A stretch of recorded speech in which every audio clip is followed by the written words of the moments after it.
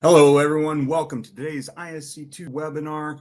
Once again, I've got the great privilege of having Steve Piper on. He's the founder and CEO of CyberEdge, and he's today going to be talking about 5 smart ways to invest in your human firewall. Sometimes we think of our end users as our last line of defense, but in many ways, they're also our first line of defense. But for some strange reason, every time Steve does one of his annual Cyberthreat Defense Reports, it comes out on top as security awareness being an inhibitor of the security program. So he's going to give you some great practical tips.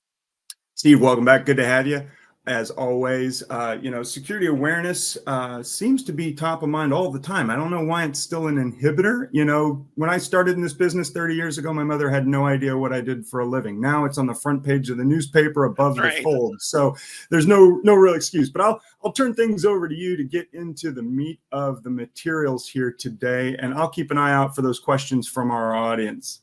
Fantastic. Thanks so much, Brandon. I appreciate it. Thanks to all of you for joining us. This is a topic that is near and dear to my heart, but you're going to realize, and Brandon alluded to this,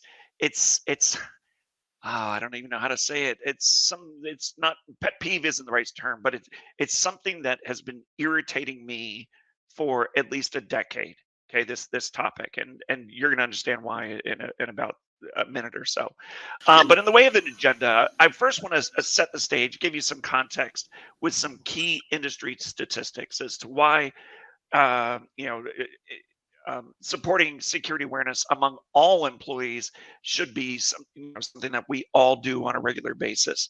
Then I want to talk about 5 smart ways to invest in your human firewalls. And that's a term that I've been using for years, and many in the industry also use, and I think it's a very appropriate term. And then I'm going to close by talking about key benefits of improving security awareness and provide an action plan for moving forward. And then as always, we're going to save plenty of time for your Q&A. And as always, Brandon always promises and always comes through with interjecting with his commentary every step of the way, because we both love interactive webinars. Okay. All right. So let's jump in with some key industry statistics. But before I do that, there's just one more slide I want to cover. In our everyday lives, we are confronted with tasks that are very urgent, and then there's tasks that are very important. And often urgent urgent tasks are tackled more than important tasks. And there's things that we just procrastinate and we just kick down the road because they're not urgent, and we'll get to it one day. I just want to emphasize, and if there's one thing I want you to remember from this webinar, that employee security awareness is really, really important. Okay. And so please, one of the action items at the end of this webinar is to put a date in on the calendar to where you're gonna do something different to promote security awareness in your organization. But we'll talk about that towards the end of the webinar. But that's the one theme here that I want you to take away, is how important security awareness is. So as promised, here's the statistic that really ticks me off, and it has for the last 11 years. My company, CyberEdge Group, we are a research house, and we're just so pleased to have ISC2 as a platinum sponsor of our flagship Cyberthreat Defense Report. And most of you have heard me talk about this over the years. I've been doing webinars for ISC2 for more than 4 years now. And I'm, of course, a proud CISSP, so I'm a big fan of ISC2 for well over a decade. But every year, we survey 1,200 security professionals from 17 countries and 19 industries. And one of the questions we ask year after year after year after year is, what is standing in the way, for you in front of your team, preventing you from successfully defending your organizations against cyber threats? Okay, year after year, the first number one on the list, and this is one of those scale of 1 to 5 questions, with 5 being highest, and these are the average ratings. Low security awareness among employees is either in first place in any given year, or it's second place in any given year, or it's tied with lack of skilled personnel or something else. But it's always at the top. Okay, why? Why? year after year after year, we're seeing this as a major inhibitor for defending your organizations against cyber threats. Why aren't we doing anything about it? Okay. Sorry for raising my voice, but this is something I'm passionate about.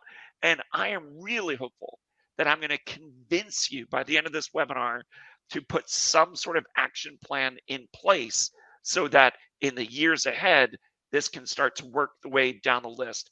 Down at the bottom of the list, lack of budget. It's not about the Benjamins, okay? And it's certainly not, lack of available solutions or anything like that. Number one in this year's report is low security awareness among employees.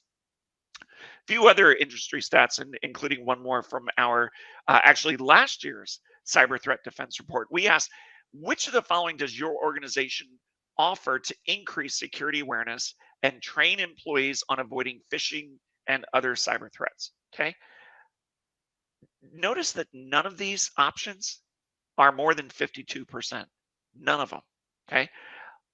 Top of the list, live training for all employees conducted at least annually. Are you kidding me? Only half of organizations are conducting any kind of security awareness training on an annual basis. Seriously? Live training for new hires during onboarding. 47%? You're telling me most organizations can't send someone from the security team down to a conference room or join the Zoom call or whatever it is to scare the hell out of your colleagues? Maybe not scare the hell. Okay, that's certainly not the right message. But security is everyone's responsibility. It should be part of every company culture.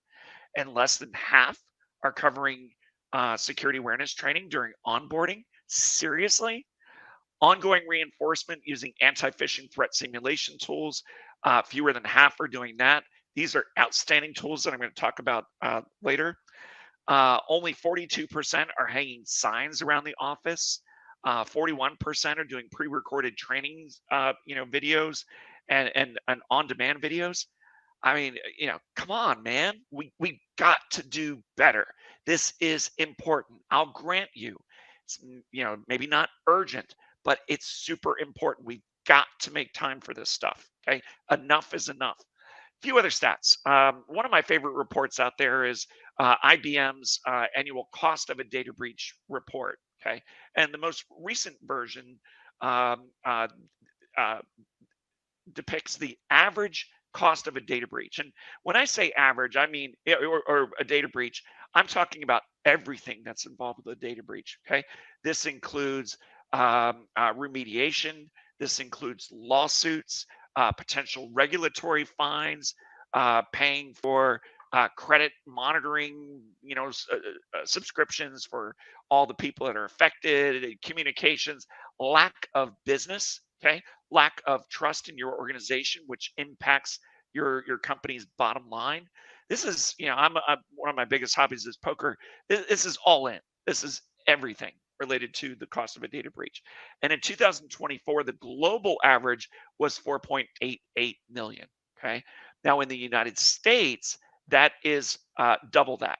Okay. So 9.36 million in terms of an average cost of a data breach. Okay. And that's by country. We can also look at the data by industry.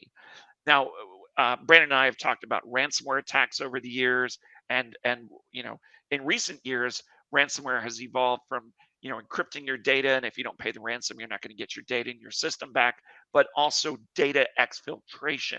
Okay, that's a data breach.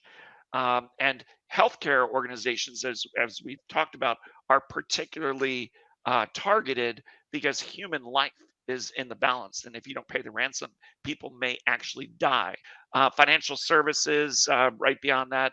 Public sector, okay, is at the bottom of the list because many governments have policies of refusing to pay ransoms. Okay, so it's a very big problem. It's a very expensive problem. If I was trapped on a desert island and I had one report to read for the rest of my life, it actually would not be my company's report. I love my company's report, the Cyberthreat Defense Report. It's awesome. But there's a report out there that I admire even more, and it's from Verizon Business, and it's the Data Breach Investigations Report, or DBIR. If you're not familiar with this report, get your hands on it. I love the writing, by the way. It's fun, it's casual, and we model our Cyberthreat Defense Report, the style of our writing, after Verizon, because they just do a fantastic job. So anyway, one of the zillion data points in the 100-page Verizon report is, what components there are of data breaches, versus a human element, or maybe the data breach relates to ransomware, or maybe it involves errors of some kind, or involves third party. So in this chart from the Verizon report, 68% of data breaches, and they analyze, I don't have the number in front of me, but it's like 4,000 plus data breaches over the course of a calendar year. This is not a small sample size. Oh, actually, there you go. Sorry, it's a lot more than 4,000. 10,000 of the data breaches that they investigated related to some human error, and that equates to about 68%. It's massive. We've got to invest in our human firewalls. It's important. The SANS Institute, they have this security awareness report, and this chart I borrowed from their most recent report, and it's a way of thinking about security awareness from a maturity model. So on the left in red, non-existent, nada. You're not doing anything. The good news is I've seen multiple stats out there that about 95% of organizations are doing something. Okay, that's comforting. Based on our stats, we're certainly not doing enough, but starting at non-existence. And then the next step, compliance focused. And when I get to the key benefit slide, that is one of the benefits of having a security awareness program, is it can help you maintain compliance with government and industry regulations like PCI and HIPAA and FISMA and GDPR and many others. So you do it because you have to, not because you want to, not because it's the right thing, but you do the meets minimum to check a box that you can maintain compliance. Okay. Then the next stage, promoting awareness and behavior change.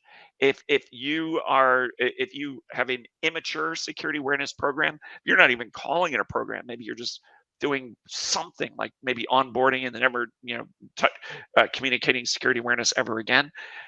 This is where we want to promote a behavior change. Okay, so at least we're starting to form a program. The fourth item, long-term sustainment and culture change. I'm going to say this again, and I have it underlined on the slide. Culture change. Okay, that's the mentality I want you to have related to security awareness. Make it part of your company culture for all employees. I'm going to be reinforcing this throughout this webinar. That's what we're striving to. And once you have a full program in place, and you're communicating to every single employee, including the CEO and all the C-level executives, no one is immune from the required security awareness training.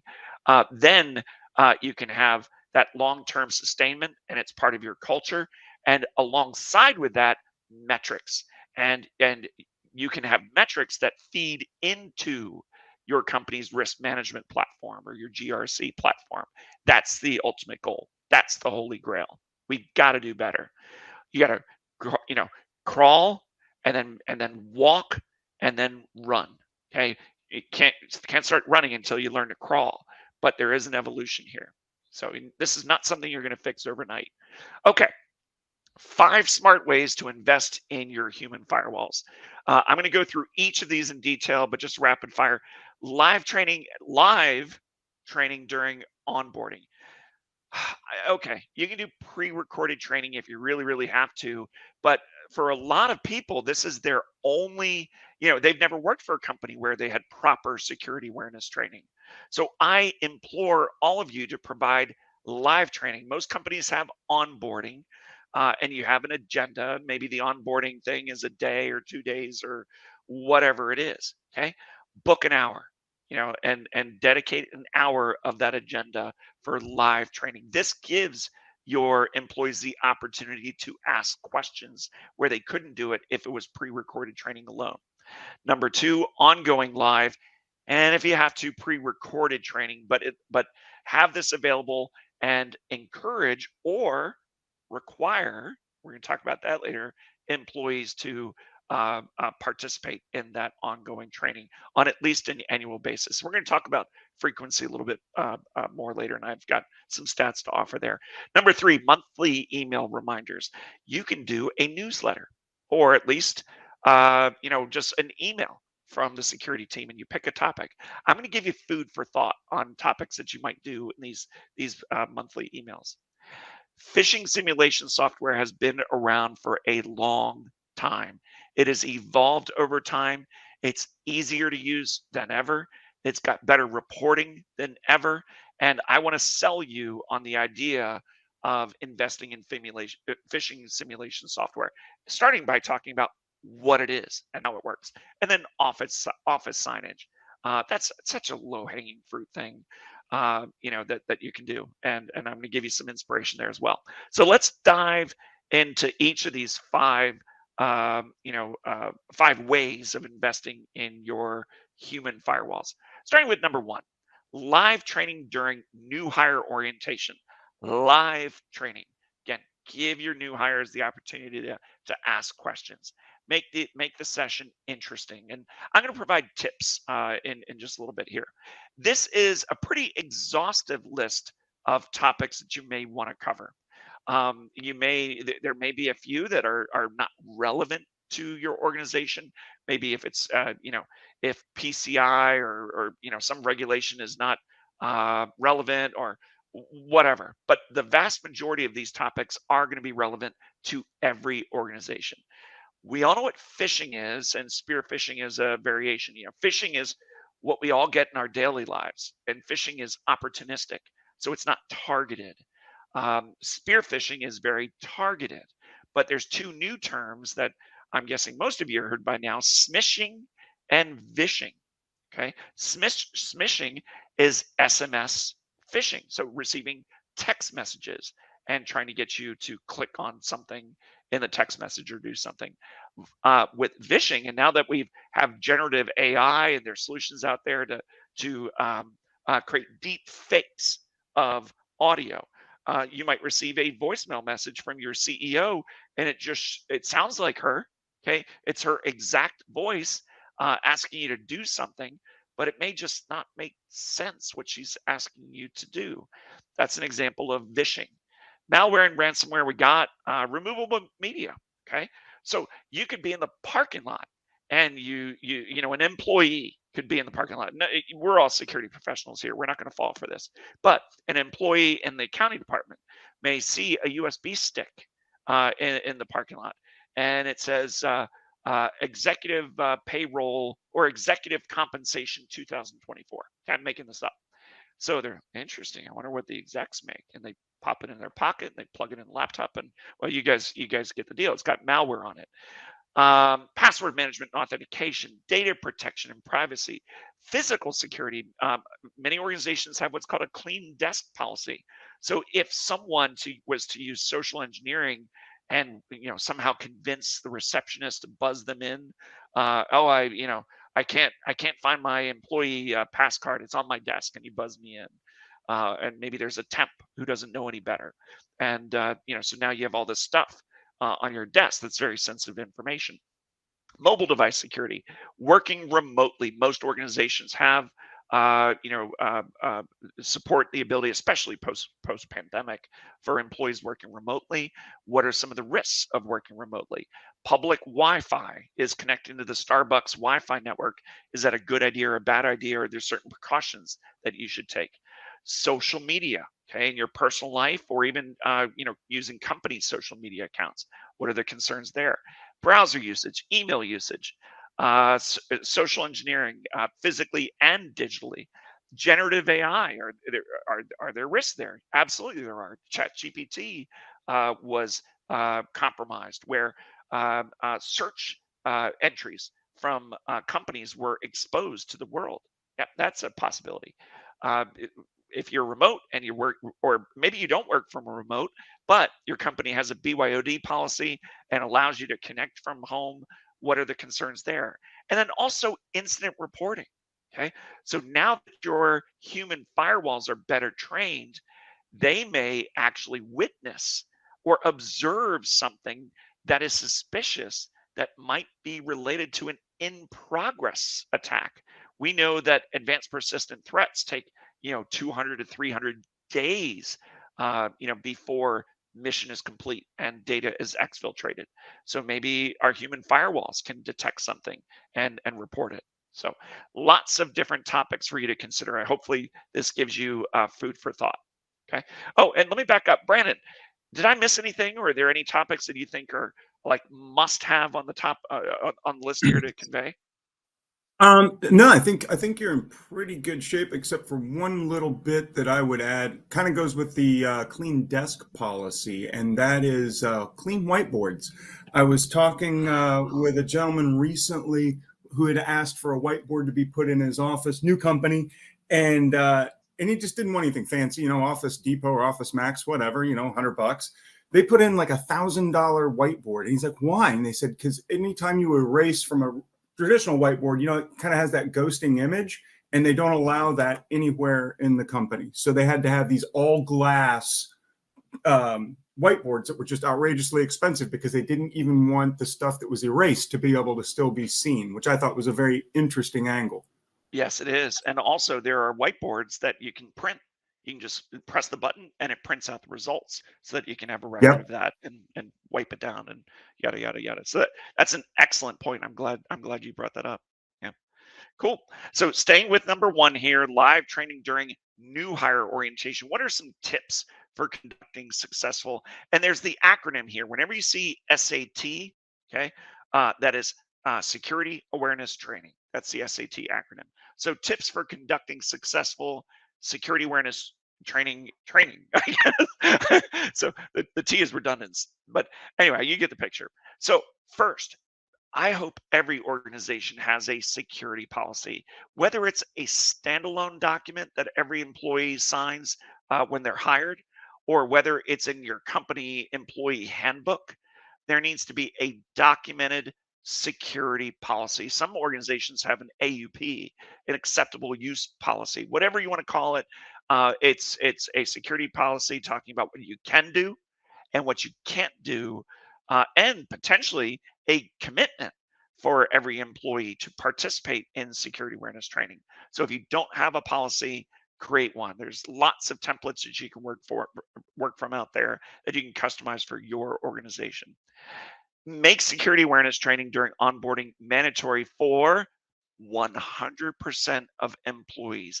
Lead by example. If the CEO, and I'll just give you a sort of weird example. So I'm the founder and CEO of CyberEdge. We're a small business, but we've got 50, 60 people here. Every single person goes through a background check, including myself.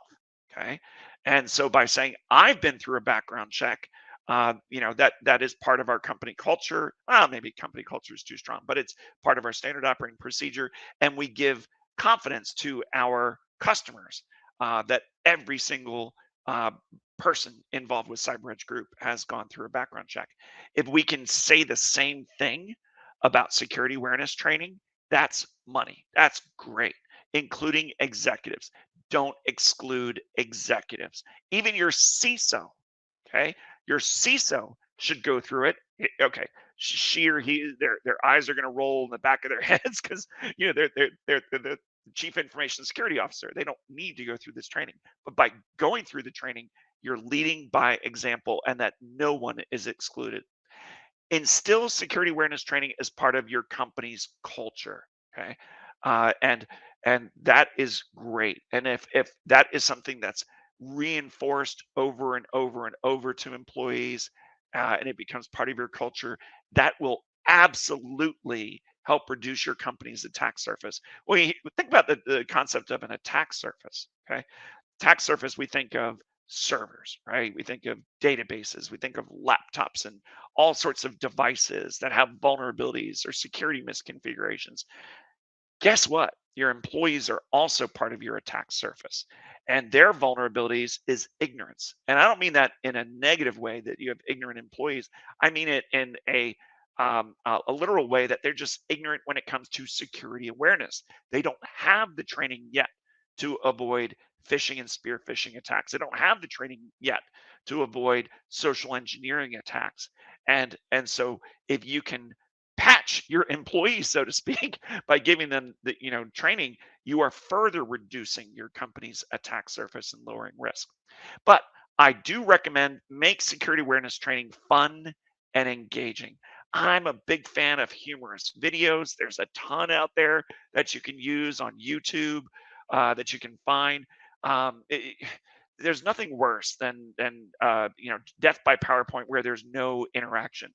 That's why I love doing webinars with Brandon, because I love interacting with him, and I also love the questions we get from the audience, which we're gonna take that at the end. But make your training interactive, and you can even do small group exercises.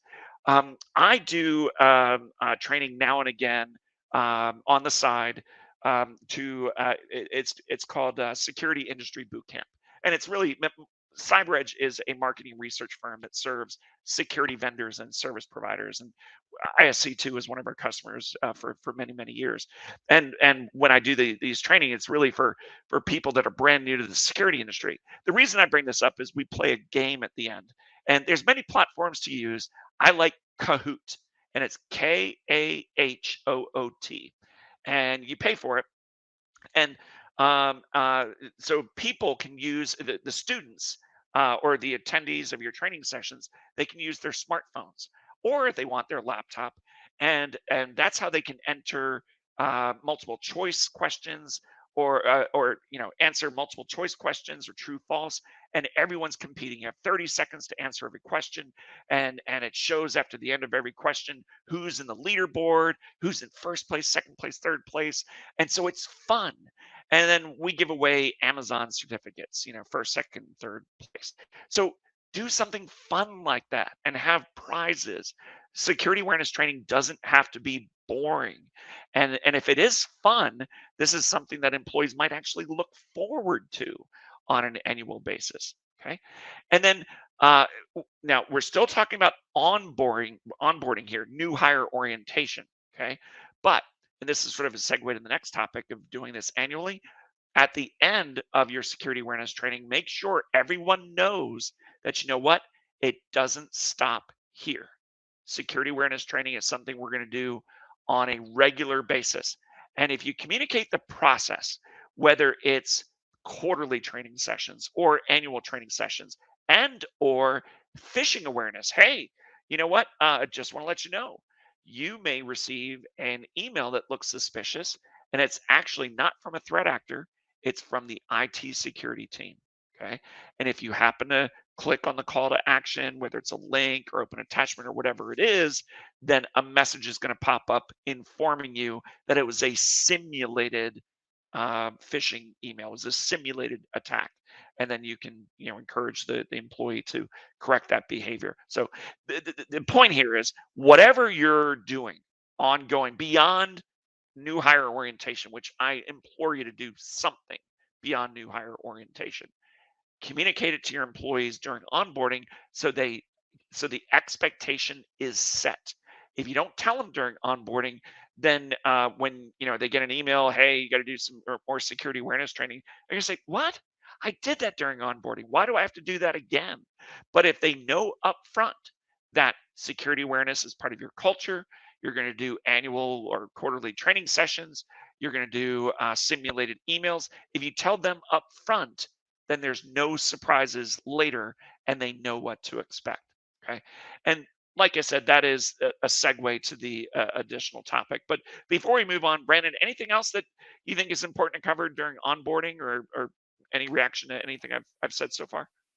No, I think what you've covered is really good, and we've got some great questions and comments coming in already. Somebody actually just wrote in. Pardon me.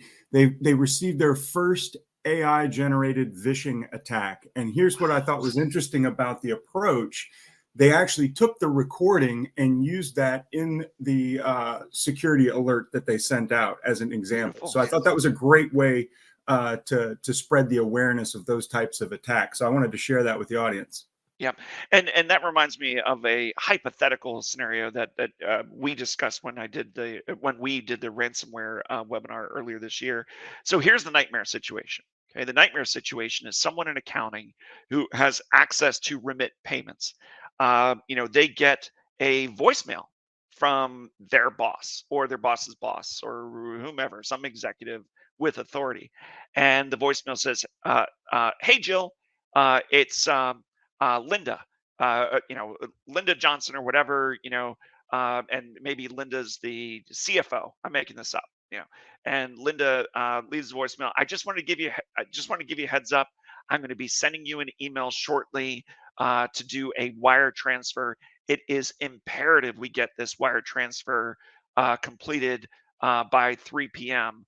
or else we're going to default on our loan and have I'm making this up. Okay, I'm truly just making this up.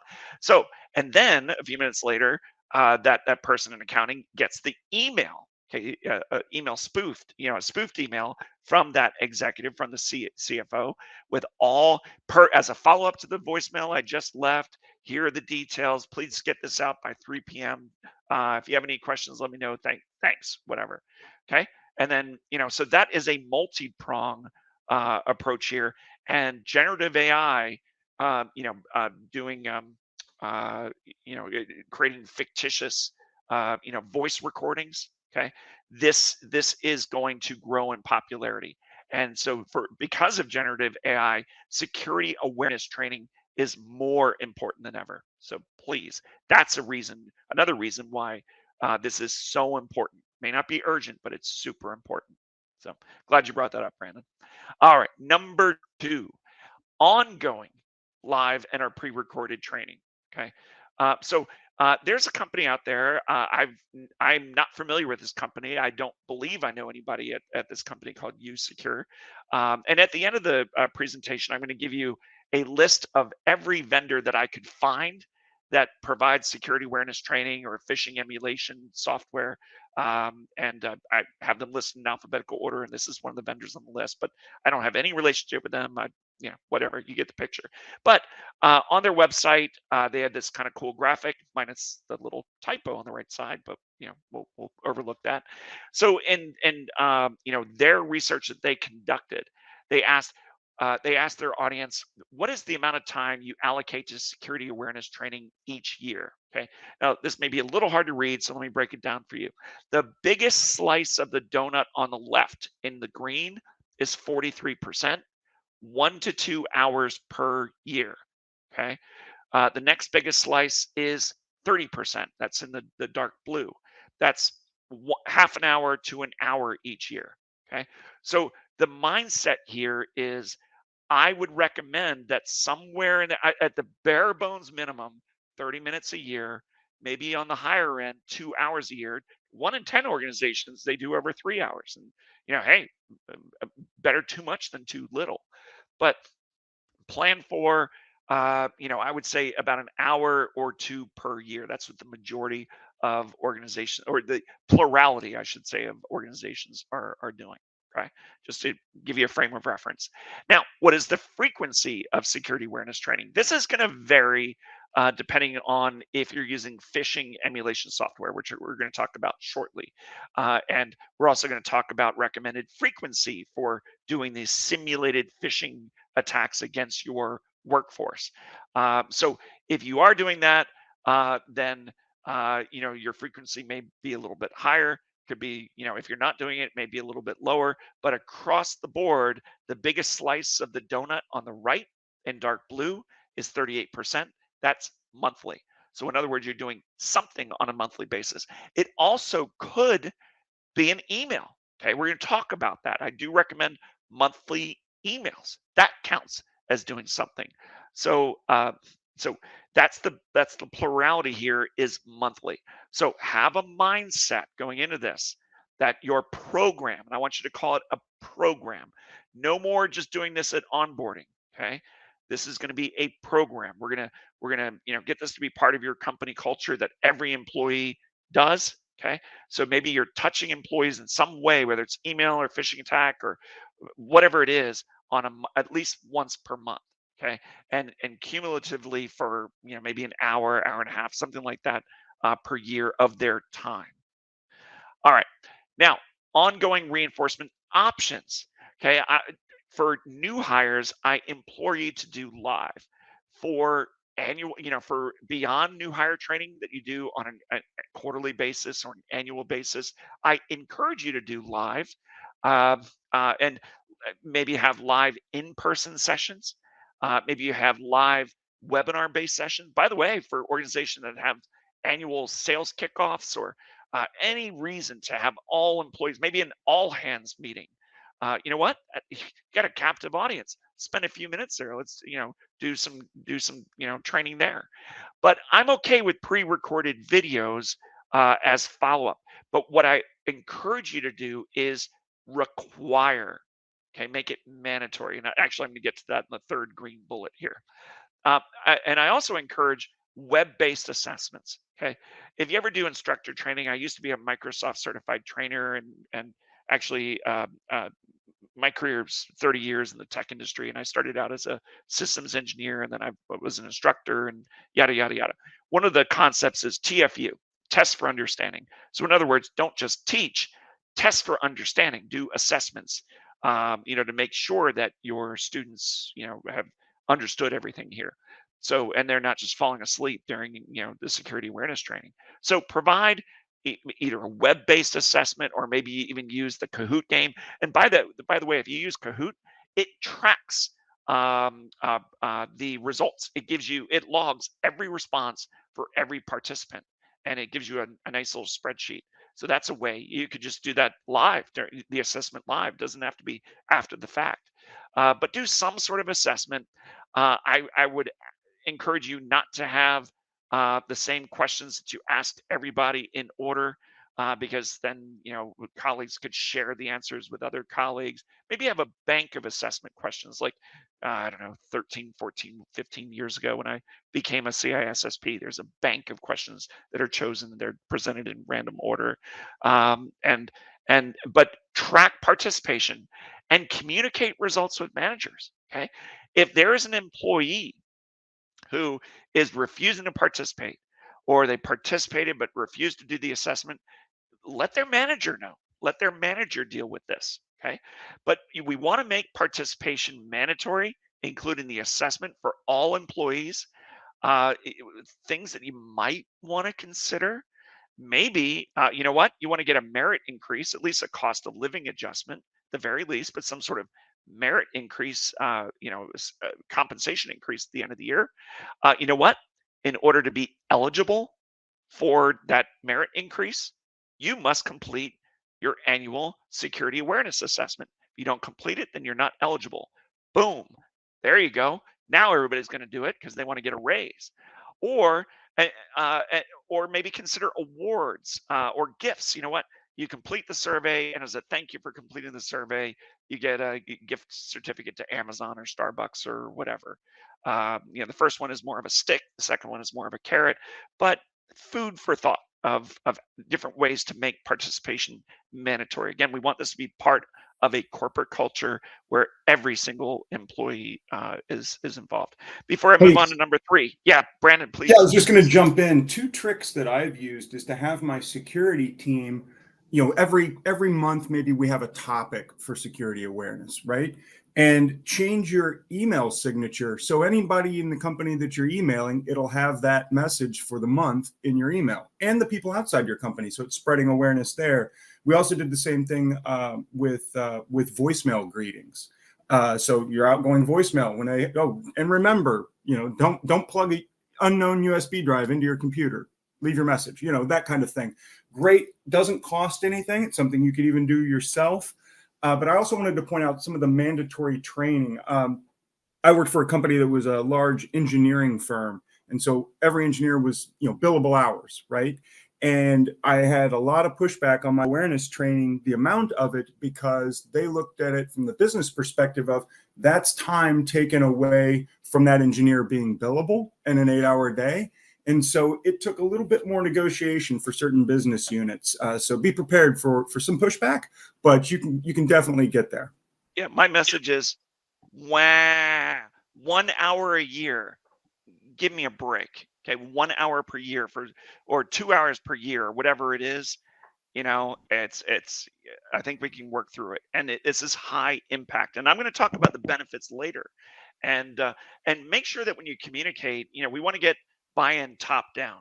So we want to understand the WIFM perspective, the what's in it for me. Okay, so what is it? What's in it for that engineering manager? You know what? We're going to, be significantly better prepared to defend against potential data breaches. And whatever. I think they're going to get the message. We're going to talk about benefits a little bit later. But I love the idea of, the email signature, and you mentioned, depending on the theme of the month. Well, that's a nice segue to tip number 3 here: monthly email reminders. You're going to notice there's actually 12 bullets for 12 months here. Doesn't mean that you have to, I mean, these are just suggestions. I'm sure there's lots of other great suggestions, but every month you have a theme for that month. So January is tips for avoiding phishing attacks. So you send out an email, and then everyone in the security team, maybe the whole ID department, amends their email signature. Or something else I came across, Brandon, is I've seen that some organizations will change the wallpaper for employee laptops, their company-owned Well, that's a good laptop. one. Yeah, and when your screensaver has a message floating across the screen for the tip of the month. Okay, so more food for thought. But some possible topics for monthly email reminders. January is tips for avoiding phishing attacks. February, I'm making this up, tips for using removable media, creating and maintaining passwords, maintaining a clean desk, and why you need a clean desk and a clean whiteboard. Tips for securing mobile devices, for working remotely, using public Wi-Fi, securing social media accounts, avoiding social engineering attacks, using ChatGPT, protecting sensitive data, securing your digital assets at home, whatever. But have a theme each month and just do a quick email so that it's top of mind. The longer you go, like let's say you just do annual security awareness training, okay, which by the way is a step. Remember, crawling, walking, running. Okay, if you're doing annual security awareness training, you're walking. That's good. Walking is better than crawling. But when there's 12 months in between, you're going to forget a lot of stuff. Okay, so we need reinforcement along the way. Okay, but these are some topics, some food for thought. Okay.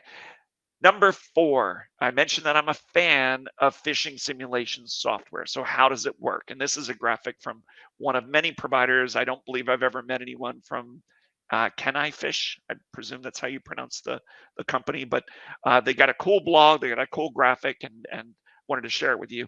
So how does phishing simulation software work? Well, you subscribe to the platform. You customize your platform. You create phishing templates. Maybe you have templates if you're companies in the financial services space or the retail space or the government space or whatever, and you import your entire user database with all of their email addresses. You get it set up. Okay, then you launch it. Distribute the simulated phishing emails to all employees. Okay, we're going to talk about frequency in I think it's the next slide. Tracking. Monitor interactions such as email opens, clicks, credential entry attempts, okay, where they click on a link, takes them to a form, they start putting in their password, their single sign-on password or something like that, and then feedback and analysis. And what happens when the employee clicks on a link from a simulated phishing email? Different things can happen depending on the platform that you choose. It could be something as simple as a message, which you can customize. They provide defaults for this, but you can customize. It could be a video. It could be a video that the provider, the vendor provides, or it could be a video that you create. yourself or whatever you want. But the point here is we don't want to ridicule the employee. We don't want them to feel bad that they fell for it. Everyone's human, okay? But we want to make sure that we reinforce and tell them what they did wrong and how to prevent falling for this in the future.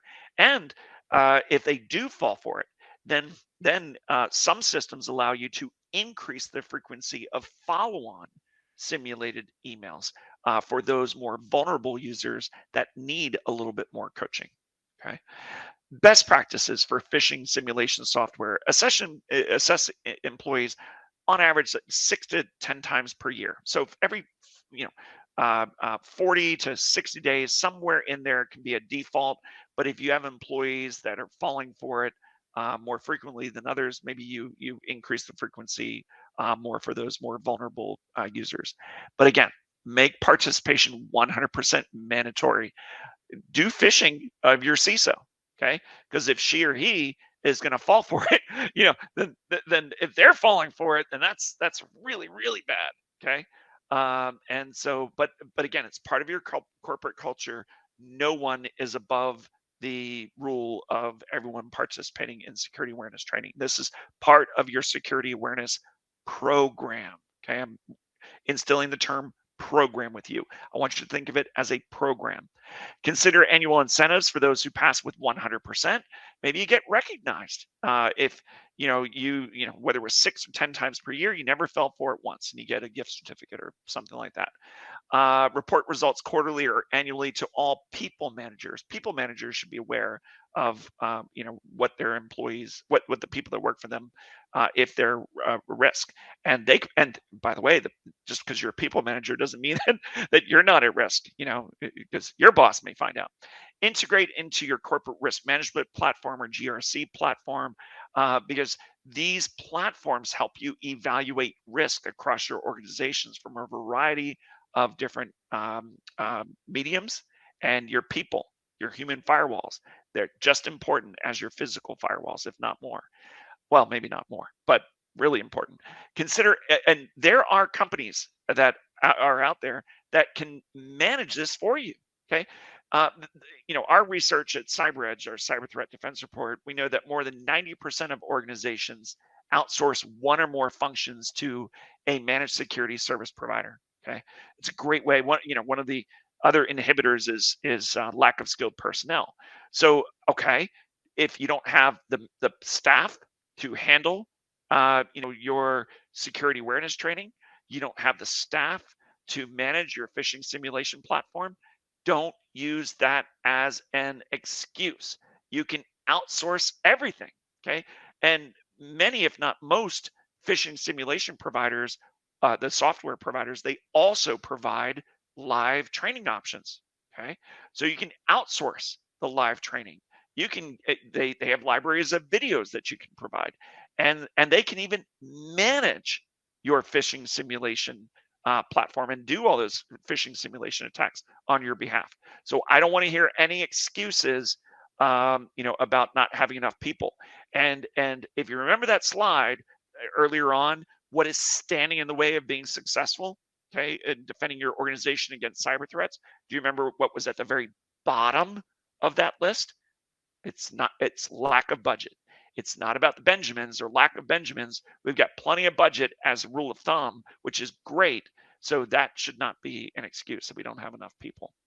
Number 5, office signage. Okay, there are companies out there that you can just purchase these posters for your organization, and they can customize it, have your logo on it, or if you want to change some of the messaging, and get these posters and put them around the office, put them in the break rooms. And then maybe you have some posters that you keep up year round. And then maybe you have some posters that you cycle through for your theme of the month. So you have a phishing poster, don't get hooked, think before you click. Or you have maybe 1 month is about your clean workspace, secure your workspace. Maybe that's the poster you put up around the office, okay? But here are 3 examples. Here are another 3 examples. Don't be the office fish fingers. When in doubt, throw it out. Maybe you have a theme around passwords, making sure you're using strong passwords. And here's three more. Treat all keys with care, physical keys and digital keys. Who's the human firewall? And part of our culture is everyone's a human firewall. So these are just examples that I found of posters that you can put around the office. Okay. Now, before I wrap up and talk about your action plan, and before that, key benefits of having this program, here's a list. This is not exhaustive. I spent, I don't know, 30 minutes, 45 minutes doing Google searches, trying to find companies that offer. These are vendors that you can choose from. Okay, they're in alphabetical order, no preference here. But these are examples of companies that you could reach out to. All right, now's a great time to submit your questions. We're going to save a few minutes at the end. There is a company called InfoSec Institute. They have this, the ROI, return on investment of security awareness training. They have this report, and this is a chart from that report. And this is before and after you've implemented your security awareness program. Okay, so yellow is before, green is after. So before this program was in place, 23% of employees were aware about mass mail phishing and were adequately trained, or had some sort of skill set to avoid mass mail phishing. After the training, 68%. Okay, which frankly should be higher, than that. Targeted emails before and after, social media and web scans before and after. Okay, so security awareness makes a big difference. Now, we all know there are no silver bullets. Okay, there's no single solution. There's no single program that is a silver bullet. But this makes a big difference. We're about reducing risk. And that is a segue to the key benefits of investing in your human firewalls and having a security awareness program. Dramatically reducing the risk of data breaches allows you to comply with government and industry regulations, whether it's PCI or GDPR or CMMC certification, which providers that serve the US DoD must achieve. Comply with third-party risk management requirements. So your customers, your partners, they may be using third-party risk management solutions. You have to complete a survey in order to do business with them. And almost always, if not always, one of the questions is, do you have a security policy, and are you training your employees about security awareness? Okay. And it instills confidence with customers and partners and investors, improves incident response. Like I said, if your employees are better trained for identifying potential threats, maybe that one employee, in the sales department, they may see something that looks suspicious, and you may be able to thwart an in-progress advanced persistent threats. But we're trying to build a security focused corporate culture. We want security awareness to be part of our corporate culture. So here's your action plan. Okay, keeping in mind it's not urgent, but it is super important. I want each of you to think about what changes you might want to recommend for your organization. Maybe work with your CISO or whatever to put a stake in the ground, whether it's later this year or next year. But first, ensure you have a comprehensive employee security awareness program. Okay, so define your program with a clear leader. Who's in charge? Who is the security awareness czar in your organization? And make sure that person knows that they are tasked with defining this program and implementing this program, which part of the program is making sure you have a documented security policy. Instill security awareness as a key component of your company culture. Make sure that it's communicated from the C-level executives down that this is part of who we are as a company.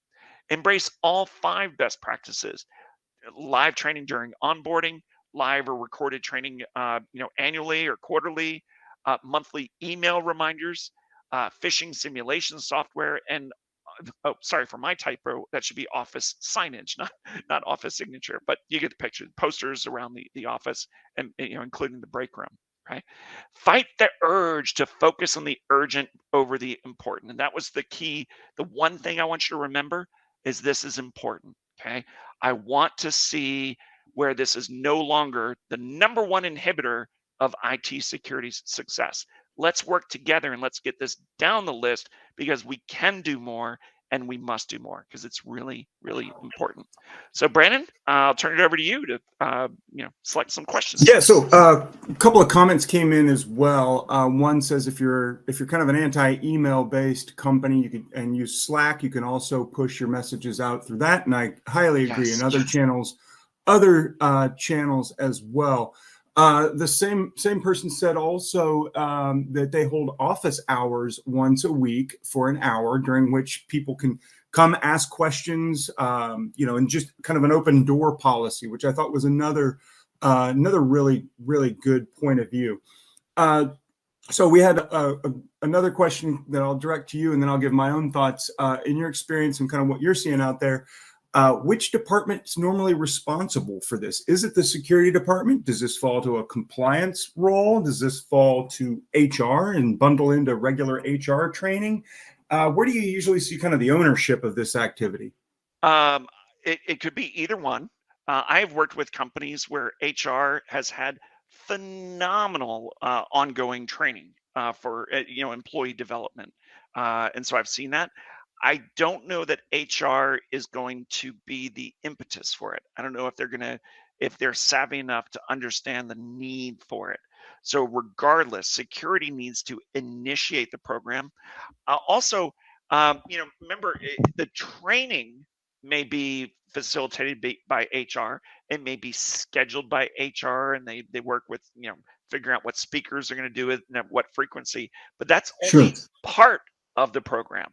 Okay, that's not it. So if you are crawling, walking, running, if you're at the point where you're running and you have a full-fledged program, which includes phishing simulation software, monthly emails, I recommend the program reside in the IT security department, where you can leverage your HR colleagues to facilitate the training during onboarding, since they typically own onboarding, and they may also own in the realm of employee development ongoing training as well. But for the rest of it, I think it belongs in security.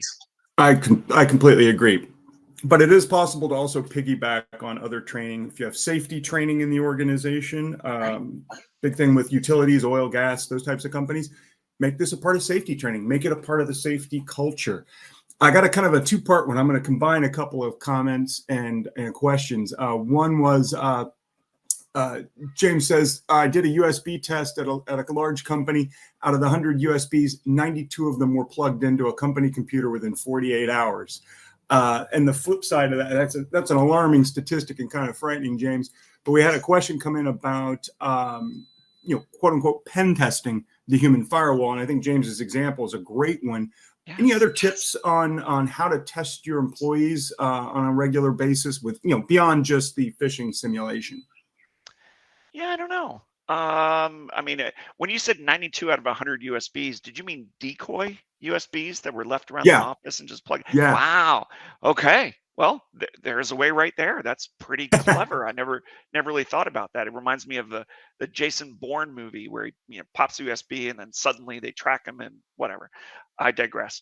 No, I don't have any other specific suggestions, but if we can do a better job at programmatizing this, make it a program, and it's a multifaceted, multi-medium program, that's going to be great. Okay. And I love the pen testing example, doing penetration testing at your human firewalls. That's the whole point of phishing simulation, because from the research I've seen from different sources, the vast majority of advanced persistent threats originate as a phishing attack. So that's going to go a big way. But also, if you do the assessments, not only doing the ongoing training, but doing a fun assessment, make it a game with prizes. That's also a way of testing your human firewalls for their understanding. Completely agree, Steve. Great thoughts, great insights. I always enjoy the data that you bring to the conversation, but I got to let you go to get back at it. It's been a pleasure as always, everyone, and I look forward to continuing the conversation soon. Take care, everybody.